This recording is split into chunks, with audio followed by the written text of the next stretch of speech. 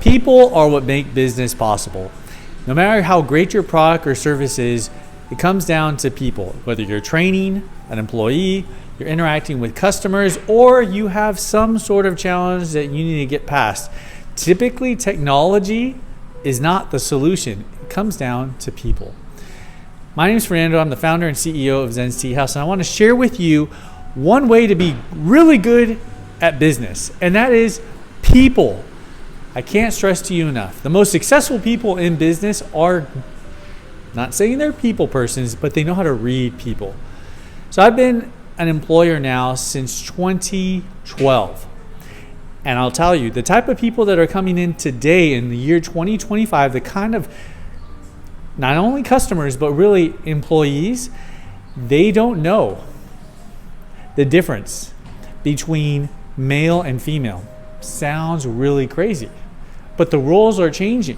Something as elementary as a boy and a girl is changing. The way people interact is changing. And that affects how people do in business, how people interact with customers, how they engage with someone who's a real strong, masculine person. That doesn't mean they're a male, doesn't mean they're a female. I'm just saying that masculinity. Or how to handle a little old lady. And Zens Tea House has a number of little old ladies. Shout out to them. They're the ones that typically call us asking, can you help us place this online order? They're sweet, they're adorable, I love them.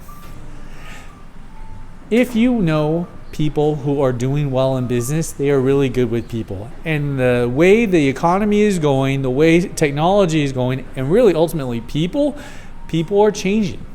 The lines between male and female, feminine and masculinity is changing, and it's affecting how people interact in business. And the business owners, the employers who can jump on board and make that transition, make a very clear mission of this is what we're doing, this is how we're going, and set up their people for success, will be able to navigate the blurred lines between male and female. This is a business development video. Has nothing to do with gender, political ideology, or religious stances.